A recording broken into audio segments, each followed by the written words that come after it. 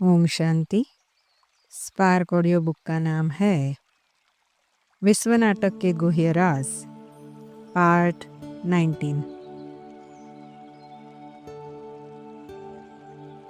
अभी तुम माया पर जीत पाने के लिए युद्ध करते हो। युद्ध करते करते फेल हो जाते हैं तो त्रेता में चले जाते हो। साकार मूल्य की रिवाइज डेट है 22 नवंबर 2004। रावण को जीतने का यह युद्ध का मैदान है। थोड़ा भी देह का अभिमान न आए। मैं ऐसी सर्विस करता हूँ, यह करता हूँ। हम तो गॉडली सर्वेंट है, सबको पैगाम देना ही है। साकार मूल्य की रिवाइज डेट है 26 नवंबर 2004। अभी तुम समझते हो माया से युद्ध कैसे चलती है। तुम ही जानते हो अभी हमको माया से युद्ध करनी है। बाप कहते हैं तुम्हारा सबसे बड़ा दुश्मन है ही काम विकार। योग बल से इस पर विजय पाते हो। साकार मूल्य की रिवाइज डेट है 25 नवंबर 2004। विघ्नों का सामना करने के लिए पहले चाहिए परखने की शक्ति, फिर चाहिए निर्णय करने की शक्ति। निर्णय के बाद ही सहन शक्ति धारण कर माया का सामना कर सकेंगे। हार से बचने के लिए परखने की शक्ति और निर्णय करने की शक्ति को बढ़ाना है। अशरीरी, निराकारी और कर्म में न्यारापन निर्णय शक्ति को बढ़ाने के लिए बहुत आवश्यक है। अव्यक्तवाणी की डेट है 26 जून 1969। बाप कहते हैं तुम बच्चे बनेंगे तो देहाभिमान की और काम क्रोध आदि की बीमारी बढ़ेगी, नहीं तो परीक्षा कैसे हो। यह युद्ध का मैदान है, इसमें डरना नहीं है कि पता नहीं तूफानों में ठहर सकेंगे या नहीं। साकार मूल्य की रिवाइज डेट है 13 दिसंबर 2004।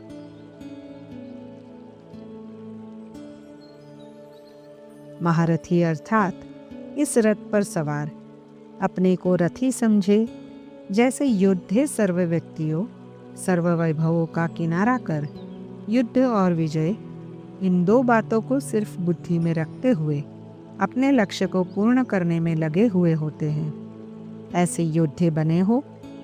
योद्धे कभी भी आलस्य और अलबेलेपन की स्थिति में नहीं रहते, कभी शस्त्रों के बिना नहीं रहते, भय के वशीभूत नहीं होते हैं। अव्यक्तवाणी की डेट है 13 जून 1973। एक तो संग्रह करने की शक्ति और दूसरे संग्राम करने की शक्ति। संग्रह करने की शक्ति भी अति आवश्यक है। जिसमें जितनी ज्ञान रत्नों को संग्रह करने की शक्ति है, उतनी ही उसमें संग्राम करने की भी शक्ति रहती है। अव्यक्तवाणी की डेट है 18 मार्च 1971। अगला टॉपिक है रुस्तम से माया के भी रुस्तम होकर लड़ने का राज। बाबा कहते हैं बच्चे तुम अभी युद्ध के मैदान में हो और तुम्हारी युद्ध माया से है। माया भी रुस्तम से रुस्तम होकर लड़ती है। जैसे जो जैसा पहलवान होता है वह अपने समान पहलवान से ही लड़ना पसंद करता है। कोई भी पहलवान अपने से अति कमजोर से और अपने से बहुत अधिक बलवान से लड़ने की इच्छा नहीं रखता है, ना ही लड़ता है। इसलिए गायन है वैर भाव और प्रीत समान वाले से ही होती है और निभती है। इसमें कुछ भी खर्चा नहीं है। कुछ भी खर्चा आदि करते हैं सो तो अपने लिए ही करते हैं। इसमें पाई का भी खर्चा नहीं है। तुम्हारी लड़ाई है गुप्त योग बल की। बच्चों को खुशी का पारा चढ़ा रहना चाहिए, परंतु युद्ध का मैदान है, माया ठहरने नहीं देती है। साकार मूल्य की रिवाइज डेट है 24 सितंबर 2004। याद का पुरुषार्थ तो इनको भी करना है। सबसे जास्ती मेहनत इनको करनी पड़ती है। युद्ध के मैदान में महारथी से जितना बड़ा पहलवान उतना जास्ती माया परीक्षा लेती है। माया बहुत तूफान लाती है। साकार मुरली की रिवाइज डेट है 20 सितंबर 2004। रुस्तम से माया भी रुस्तम होकर लड़ती है। बाबा अपना अनुभव भी बतलाते हैं। मैं रुस्तम हूँ, जानता हूँ मैं बैगर टू प्रिंस बनने वाला हूँ, तो भी माया सामना करती है। माया किसको छोड़ती नहीं है, पहलवानों से तो और ही लड़ती है। साकार मुरली की रिवाइज डेट है 27 अक्टूबर 2004।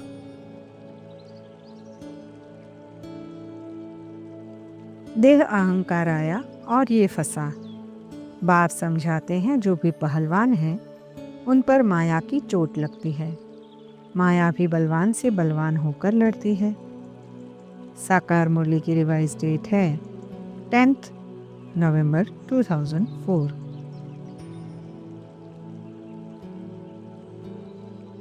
रुस्तम से माया भी अच्छी रीति रुस्तम होकर लड़ती है। कच्चे से क्या लड़ेगी, माया भी समर्थ है ना। तुम बच्चों को उस्ताद मिला हुआ है। माया को पहलवान देखकर हार्ट फेल नहीं होना चाहिए। साकार मुरली की रिवाइज डेट है 13 मई 2005।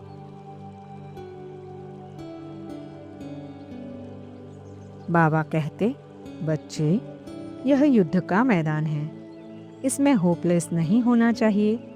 याद के बल से ही माया पर जीत पानी है। जो करेगा सो पाएगा। साकार मुरली की रिवाइज डेट है 9 जुलाई 2005। देह अहंकार बहुत आ जाता है। माया भी रुस्तम से रुस्तम होकर लड़ती है। पहलवान जरूर पहलवान से ही लड़ेंगे, इसलिए बड़ा खबरदार रहना है, गंभीर भी हो रहना है। माया तैयार हो बैठी रहती है, देखे कौन योग में ढीले है, झट उनको वार करेगी। साकार मुरली की रिवाइज डेट है 18 नवंबर 1969।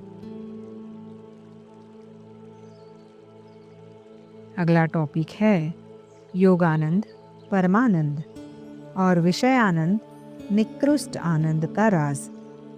दोनों की समानताओं और असमानताओं का राज। आत्मिक स्वरूप परमानंदमय है। आत्मिक स्वरूप में स्थिति अर्थात देह में हो परंतु देह और देह की दुनिया का आभास न हो, अर्थात जहाँ चेतन हो परंतु चेतना ना हो, अर्थात बीज हो परंतु झाड़ ना हो।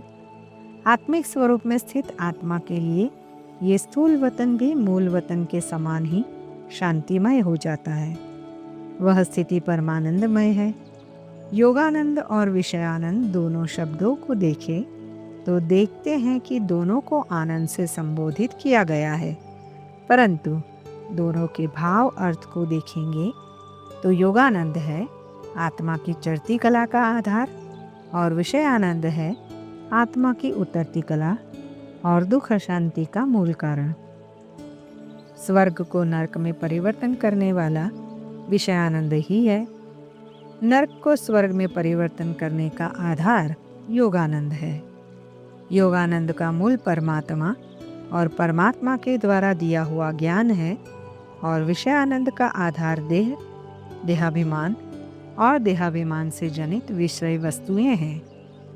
दोनों के शुभ अशुभ परिणाम अर्थात कॉज एंड इफेक्ट को जानने वाला ही योगानंद का यथार्थ अनुभव कर सकता है।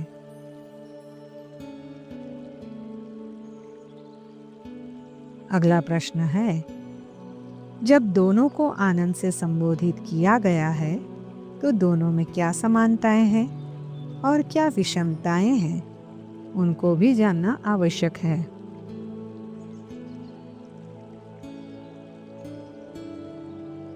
दोनों के विषय में विचार करें तो हम देखते हैं कि दोनों की चरम सीमा अर्थात अनुभूति निरसंकल्प स्थिति में ही होती है। एक में विदेही आत्मा का योग विदेही परमात्मा से होता है और दूसरे में देह का संबंध देह से होता है। दोनों का अनुभव करने वाली आत्मा ही है। एक में आत्मा को अपने अस्तित्व का ज्ञान होता है, आत्मिक स्थिति में स्थित होती है, जिससे उसका आकर्षण परमात्मा की ओर होता है, और दूसरे में अपने अस्तित्व की विस्मृति होने के कारण देहाभिमान में दैहिक सुख की आकर्षण प्रबल होती है। एक का परिणाम सुखमय होता है तो दूसरे का परिणाम निश्चित ही दुखमय होता है।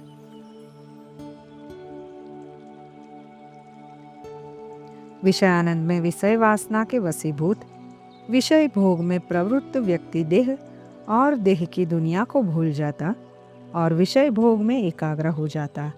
वह क्षण ही विषय आनंद का होता है। उसमें आत्मा निर्संकल्प स्थिति में होता है, परंतु वह स्थिति क्षणिक होती है, इसलिए विषय आनंद को क्षणिक आनंद कहा जाता है। उसके परिणाम में दुख अवश्य होता है, आत्मग्लानि अवश्य होती है। वह भी एक प्रकार की क्षणिक मूर्छा ही है। योगानंद के दो रास्ते हैं। एक है योग मार्ग, अर्थात एक परमात्मा के आकर्षण में उनकी अव्यभिचारी याद में तल्लीन होकर देह और देह की दुनिया को भूल जाना और अपने परमानंदमय आत्मिक स्वरूप में स्थित हो जाना। और दूसरा है ज्ञान मार्ग, अर्थात विश्व नाटक के यथार्थ ज्ञान समझकर अपनी मन बुद्धि को देह और देह की दुनिया से हटाकर परमपिता परमात्मा की याद के द्वारा अपने आत्मिक स्वरूप में स्थित हो जाना। एक में परमात्मा के प्रति प्रेम प्रधान है, ज्ञान गौण है, और दूसरे में ज्ञान प्रधान है, प्रेम उसके बाद होता है।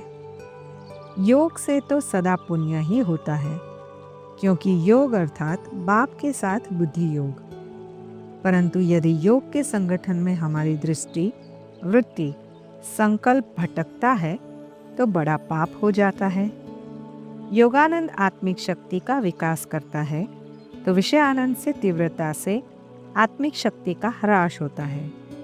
योगानंद में जितना गहरा जाते हैं वह उतना ही बढ़ता जाता है, परंतु विषयानंद से क्षणिक आनंद तो होता है, परंतु समयानंतर में वह भोग शक्ति को खत्म कर देता है और आनंद की परिणत दुख में होती है।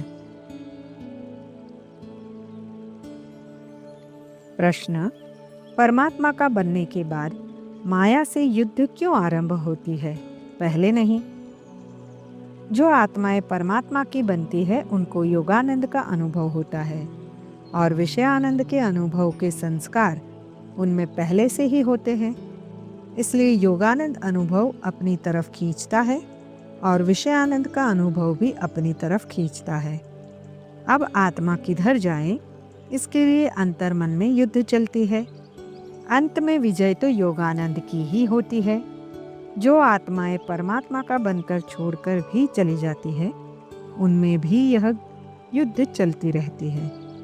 कोई भी देहधारी में संकल्प से व कर्म से फंसना, इस विकारी देहरूपी सांप को टच करना, अर्थात अपनी की हुई अब तक की कमाई को खत्म करना, चाहे कितना भी ज्ञान का अनुभव हो, याद द्वारा शक्तियों की प्राप्ति का अनुभव किया हो या तन मन धन से सेवा की हो, लेकिन सर्व प्राप्तियां इस देह रूपी सांप को टच करने से खत्म हो जाती है। अव्यक्तवाणी की डेट है 31 अक्टूबर 1975। जैसे योग अग्नि पिछले पापों को भस्म करती है, वैसे ही यह विकारी भोग भोगने की अग्नि पिछले पुण्य को भस्म कर देती है। अव्यक्तवाणी की डेट है 31 अक्टूबर 1975।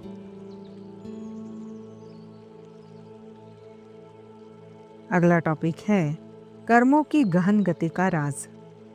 कर्म और फल पर आधारित ये विश्व नाटक एक स्वचालित खेल है जिसका राज परमात्मा आकर बताते हैं। उस राज को जानकर स्वस्वरूप में स्थित होकर परमात्मा की याद में कर्म करना ही श्रेष्ठ कर्मों और सुखी जीवन का आधार है।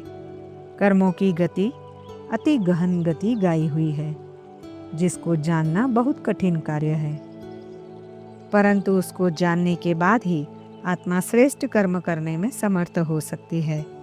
परमात्मा ज्ञान का सागर है और सुकर्म अकर्म विकर्म की गति को जानने वाला है। वे ही कल्पांत में आकर उस गहन गति का ज्ञान देते हैं। लौकिक गीता में भी इसका वर्णन है, परंतु वह गहन गति क्या है वह कोई नहीं जानते। वह गुह्य राज परमात्मा अभी बताया है।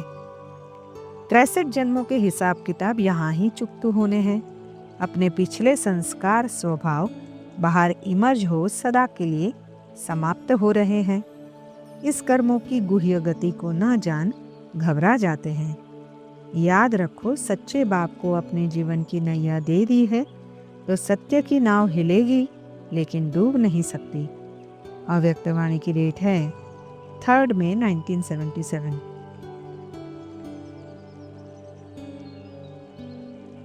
इसलिए नाम है कर्म क्षेत्र, कर्म संबंध, कर्मेंद्रियां, कर्म भोग, कर्मयोग। कर्म श्रेष्ठ है तो श्रेष्ठ प्रारब्ध है। कर्म भ्रष्ट होने के कारण दुख की प्रारब्ध है। लेकिन दोनों का आधार कर्म है। कर्म आत्मा का दर्पण है। अव्यक्तवाणी की डेट है 19 मार्च 1982। बाप को जान पहचान, उनकी मत पर चलने से तुम श्रेष्ठ बन सकेंगे, नहीं तो बहुत सजाएं खाएंगे। जैसे ईश्वर की महिमा अपरंपार है, वैसे सजा खाने की दुर्दशा भी अपरंपार है। कयामत का समय है। बाबा कहते हैं, मैं सबका हिसाब किताब चुकतू कराता हूँ। कोई भी किसको दुख देते हैं तो दुखी होकर मरेंगे। जो काम कटारी चलाते हैं वे दुखी होकर मरने वाले हैं, यह पक्का समझ लो। साकार मूल्य की रिवाइज डेट है 17 अप्रैल 1973। टॉपिक है कर्म के नियम, सिद्धांत एवं विधि विधान का राज। सृष्टि एक कर्म क्षेत्र है जहाँ आत्माएं कर्म करने और उनका फल भोगने के लिए अवतरित होती है। इसलिए तुलसीदास ने कहा है, कर्म प्रधान विश्व रचि राखा, जो जस किन्ह तसु फल चाखा। जीवन को सुखमय बनाने के लिए श्रेष्ठ कर्म करना परम आवश्यक है और श्रेष्ठ कर्म के लिए कर्म के विधि विधान का ज्ञान परम आवश्यक है। अन्यथा आत्माएं जो कर्म करती है उसको वे तो समझती है अच्छा कर्म है, लेकिन उसका परिणाम दुखदायी होता है। अभी परमात्मा ने कर्म के विधि विधान का ज्ञान दिया है, जिससे हमारी बुद्धि विकर्मों से विमुख होकर श्रेष्ठ कर्मों में प्रवृत्त होती है। धर्मराज के रजिस्टर में सब जमा हो जाता है ऑटोमेटिकली। बाबा को लिखकर देने से बोझा हल्का हो जाएगा। साकार मूल्य की रिवाइज डेट है 15 अगस्त 2005। हर आत्मा का अपना कर्म ही उसके सुख दुख का मूल कारण है। दूसरे तो ड्रामा अनुसार केवल निमित्त कारण बनते हैं। इसलिए गीता में भी कहा है, जीवात्मा आपे ही अपना मित्र है और आपे ही अपना शत्रु है। कर्म एक दर्पण है जिसमें उसके कर्ता की अंतर्भावना प्रतिबिंबित होती है और जो उसकी वंश परंपरा को भी प्रदर्शित करता है एवं भूतकाल और भविष्य का भी साक्षात्कार कराता है। इसलिए हर आत्मा को कर्म के विधान और सिद्धांत को समझकर कर्म करना चाहिए, जिससे उसका फल सुखमय हो। साधारण रूप से देखें तो जो कर्म दिल को खाता है वह विकर्म होता है। उसको करने से आत्मा को बचना चाहिए। अपने कर्मों पर खबरदारी रखना है। कोई भी पाप कर्म न करना है। अगर अपने घाटे और फायदे का पोता मेल न रखेंगे तो फेल हो जाएंगे। माया ऐसी है जो बहुतों को फेल कर देगी। युद्ध है ना, जो कर्म दिल को खाता हो उसे छोड़ते जाओ। साकार मूल्य की रिवाइज डेट है 3 अगस्त 1968।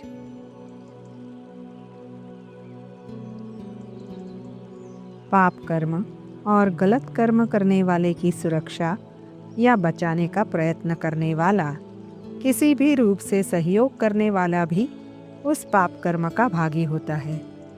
इसी तरह से श्रेष्ठ कर्म करने और श्रेष्ठ कर्म की प्रेरणा देने वाले को भी उस श्रेष्ठ कर्म के फल में हिस्सा मिलता है।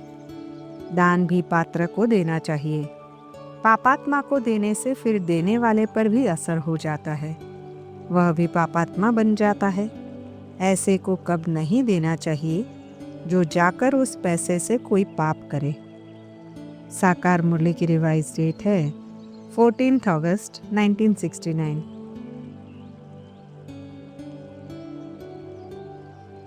हर चैतन्य प्राणी में मन बुद्धि संस्कार है और वह अपनी श्रेणी अनुसार कर्म करता है और उसके कर्म अनुसार उसको फल मिलता है और उसके आधार पर उसका जन्म पुनर्जन्म होता है।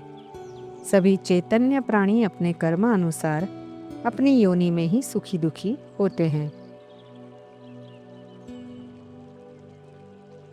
मनसा वाचा कर्मणा, आत्मा जो भी कर्म करती जिससे व्यक्ति सीधा प्रभावित होते, वातावरण प्रभावित होता है, जिससे वर्तमान में या भविष्य में आत्माएं प्रभावित होती, अर्थात सुख दुख पाते, उसका फल कर्ता आत्मा को सुख या दुख के रूप में अवश्य मिलता है।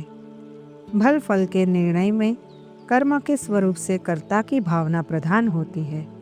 पेड़ लगाने, अस्पताल, धर्मशाला आदि बनाने से अच्छा फल और फैक्ट्री, बारूद, गैस आदि से वातावरण को दूषित करने से भी कर्ता को उसका फल अवश्य भोगना पड़ता है। कर्म फल के निर्णय में कर्म के स्वरूप से कर्म करने वाले की भावना अधिक महत्वपूर्ण है। गरीब का भावना से दिया गया 1 पैसे का फल भी साहूकार के 1000 रुपये के बराबर हो सकता है।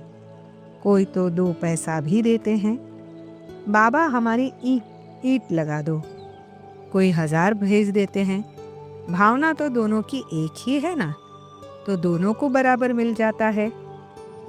साकार मूल्य की रिवाइज डेट है 13 नवंबर 1969।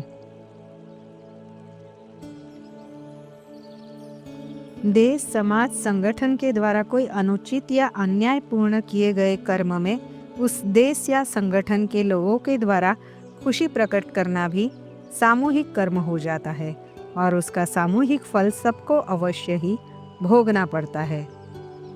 इस जगत में कर्म का अटल सिद्धांत लागू है, जो स्वतः प्रभावित है, जिसके अनुसार हर आत्मा को अपने कर्म का फल स्वतः मिलता है। परमात्मा कर्म की गुह्य गति का पूर्ण ज्ञाता है।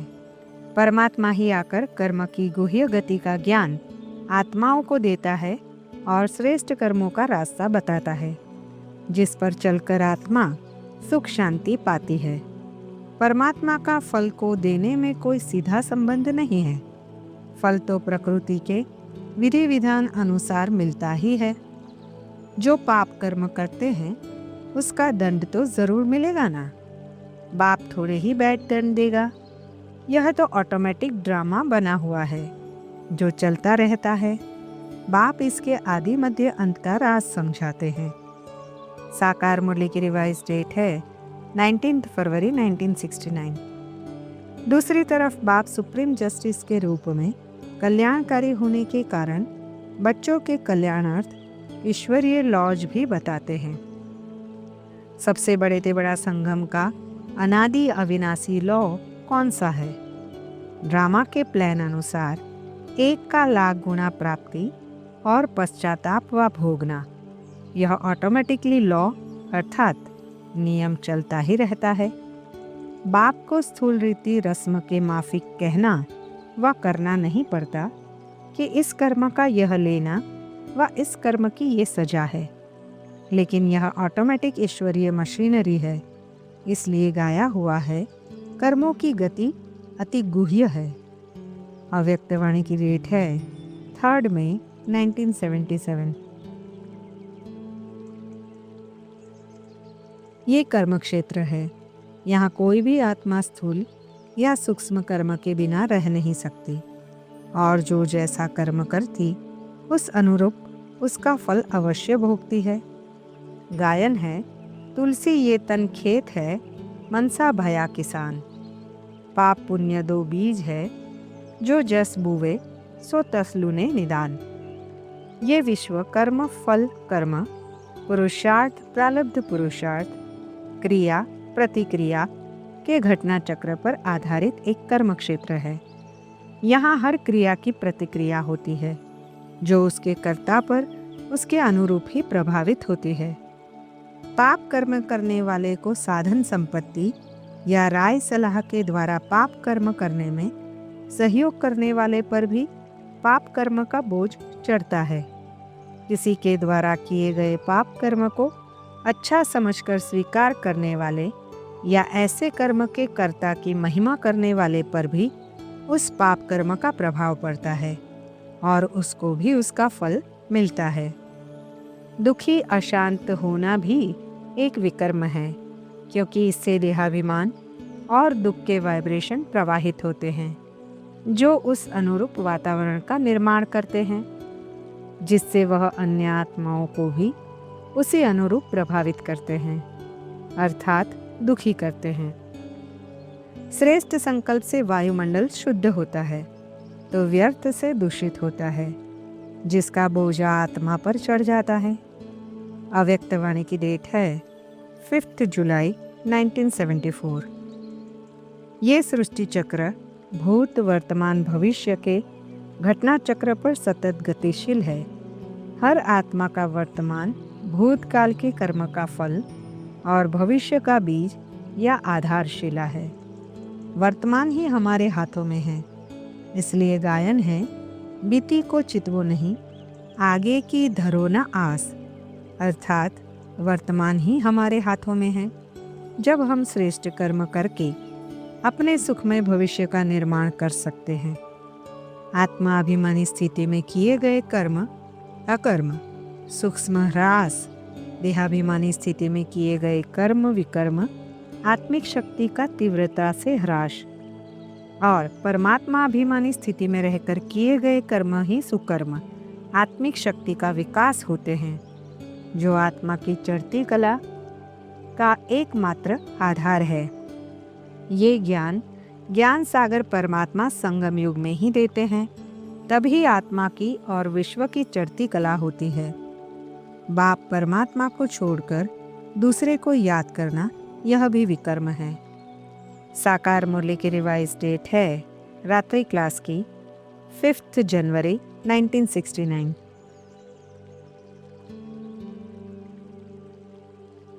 जो जैसा कर्म करता है वह उसका वैसा फल अवश्य ही पाता है। भगवान उवाच, दुख देंगे तो दुख पाएंगे, सुख देंगे तो सुख पाएंगे। हर कर्मकर्ता के संकल्प और भावना से प्रेरित होता है और उसके आधार पर ही उस कर्म का फल निर्धारित होता है।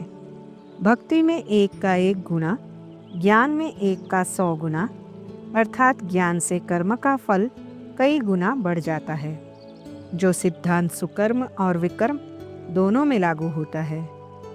बिना कारण के कोई कार्य नहीं हो सकता, इसलिए बिना जाने मनसा वाचा किसी संबंध में कोई गलत निर्णय करने से आत्मा का पाप का खाता बढ़ता है। इसलिए ड्रामा की अटल भावी और जीवात्मा अपना आप ही मित्र है और आप ही अपना शत्रु है कि अटल सत्य सिद्धांत को जानकर साक्षी होकर हर आत्मा के कर्म को देखो और सर्व के प्रति कल्याण की भावना रखकर अपना पुण्य का खाता जमा करो। दूसरे के कर्मों का चिंतन कर उसके विषय में निर्णय कर अपना समय और शक्ति व्यर्थ न गवाओ। समर्थ होकर पाप कर्म का प्रतिरोध न करना भी पाप कर्म है। पाप कर्म या पापी की सराहना करना भी पाप कर्म है। असमर्थ होते भी समय पर या यथास्थान सत्य को प्रकट न करना भी पाप कर्म है। इस विषय में महाभारत में द्रौपदी के चिरहरण के समय का वृत्तांत भी इसकी सत्यता को स्पष्ट करता है, जिससे ये स्पष्ट होता है कि दुनिया में भी मनुष्यों की ऐसी मान्यता है। पाप कर्म से अर्जित धन संपत्ति या साधन का उपभोग भी पाप कर्म है। जीवात्मा अपना आप ही मित्र है और आप ही अपना शत्रु है। अर्थात हर आत्मा को अपने ही कर्म का फल सुख या दुख के रूप में मिलता है। श्रेष्ठ कर्म से मित्र बनती है और पाप कर्म से शत्रु बनती है। सुख और दुख दोनों में ही दूसरे तो केवल निमित्त कारण होते हैं, मूल कारण तो अपने ही पूर्व कर्म होते हैं। जब भावना कल्याण की होती है तो कर्म स्वतः ही श्रेष्ठ होता है।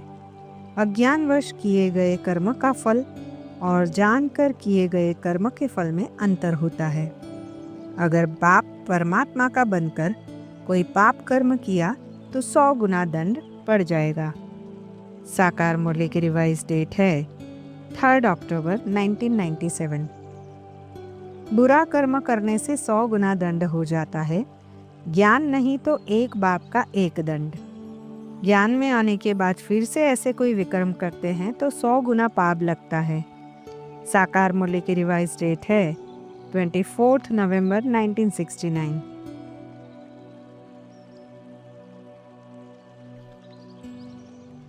ओम शांति।